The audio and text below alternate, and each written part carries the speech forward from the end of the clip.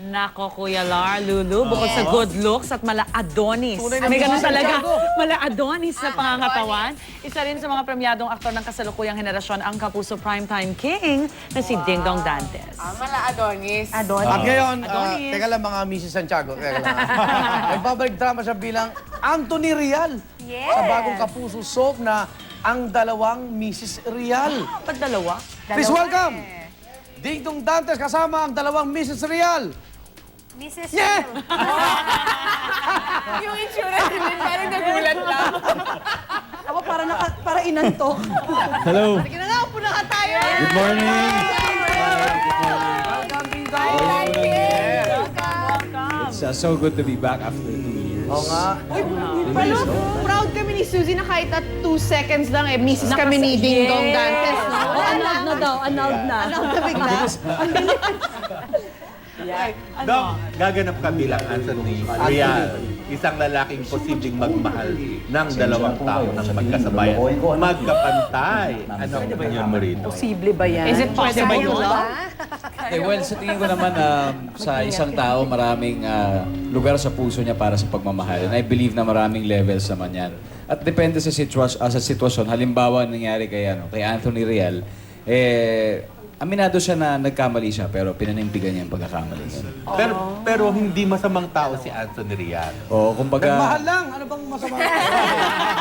lahat naman, since siyempre human din naman, nagkakamali rin naman, diba? So, it's just a matter of fact, kung anong gagawin mo out of that situation, paano mo siya ma-maximize at magagawang tama, given na mali na ang nagawa. Parang may angst si Ika. Pero parang nakaka-relate ka ba? Hindi, naalala ko yung kumpare ko.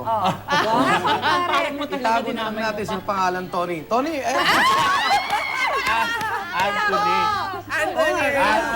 baka yun ang nakaka-interview eh. Wait, so si Kuya Dong ba ikaw sa totoong buhay, naranasan mo na bang ma-inlove sa dalawa? Ng sabay. Ma-inlove, hindi yung Ikaw pagmamahal pa lang. nagtanong, no? Gising na ba? Gising na ba? Sa tingin ko, Morning! sa tingin ko, hindi naman. Nandiyan daw si Marian ngayon. Pero posible kaya? Nagbabantay sa labas. Sa pagkakalam ko baka Meron meron mga... Posible sa kanya? Katulad ni Anthony Rial. posible naman. Kami pinag-uugulan. May kumpare ka rin na, na naka-experience noon. Baka may kumpare Di ba batiin ka bang Tony also? Hindi. I'm sure naman may mga gantong instances around us, di ba? So, I think it's possible. Dahil siyempre bilang human beings, mapagmahal, lalo-lalo mga Pilipino. Papahingayin ka muna namin. Dito, sino una mong pinakasalan dito? Si Maricel? Yes. Ay, kumusta si Maricel? Stars Oo, Diamond stars lang ako.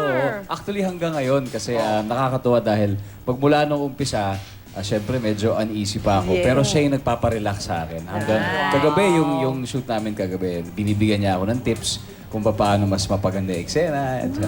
Kailangan mo naman ng Daw, tips? masaya raw si Maricel sa set. Expert ka nila. Magilid na siya, enjoy Sobra. siya. Sobrang lively siya. So, binubuhay niya yung spirit parati. Paano pag gano'n kasi alam ko si Ate Maria parang lagi siya madalda, tapos di ba na, and then pag mag-e-eksena ba kayo, may moment na tatahimik muna kayong dalawa to get into, o pwedeng automatic. Automatic. Oh, As in, talaga. wala kayong 10 Switch. minutes on the side. Switch talaga. Hindi na kayo kailangan concentrate muna Ano tayo ba? for Oo, 5 correct. minutes. Ano Internal yung tip line. niya sa'yo? Yung Wow. sinasabi mong tip niya kagabi.